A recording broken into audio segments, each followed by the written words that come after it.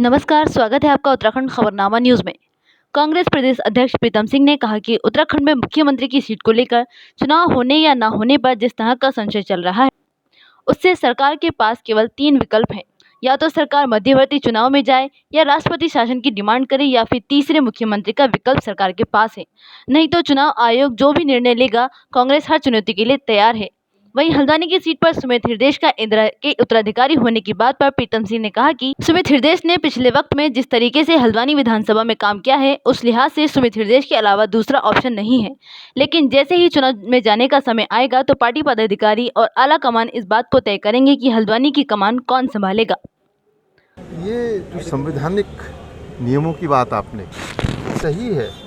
यदि किसी राज्य के अंदर विधानसभा के आम चुनाव के लिए जो है 1 साल से कम का समय रहता है, तो ऐसी परिस्थितियों में प्रदेश के अंदर कोई उपचुनाव नहीं किए जा सकते। लेकिन ये निर्वाचन आयोग पर निर्भर करता है।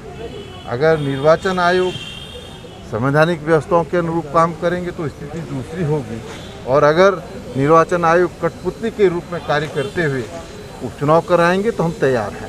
और अगर चुनाव नहीं होता है तो 3 विकल्प सरकार के पास है। या तो मध्यवर्ती चुनाव में जाए, या राष्ट्रपति शासन इम्पोज करे, या नए मुख्यमंत्री को शपथ। हम तो जो निर्वाचन आयोग का निर्णय होगा उसके अनुरूप चलेंगे। हमने कहा कि हम हर चुनौती को स्वीकार करने के लिए तैयार है, और अगर निर्वाचन आयोग उपचुनाव की अधिसूचना जारी करता है तो कांग्रेस मजबूती के साथ चुनाव लड़ने का काम। सही बात है कि इंदिरा हृदय जी के ध्वजवाहक के रूप में सुमित जी ने जिस तरीके से इस हल्द्वानी विधानसभा में कार्य किया है, किसी से छुपावा नहीं। जब उपचुनाव की तिथि घोषित होगी, जब निर्वाचन आयोग अधिसूचना जारी करने का काम करेगा, हम सब लोग बैठेंगे और इस पर निर्णय लेने का काम करेंगे।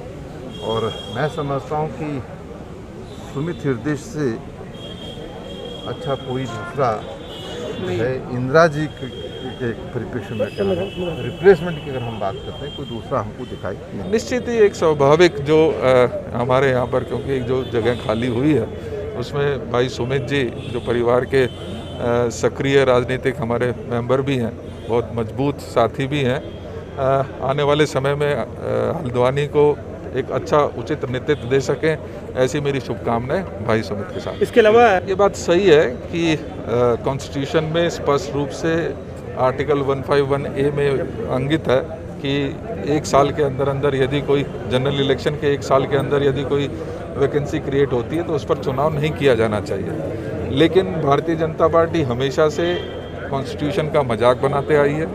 हम उसके लिए संघर्ष करेंगे, और उसके पश्चात भी यदि वो उस पर चुनाव कराते हैं, नहीं होना चाहिए इस स्टेट पर।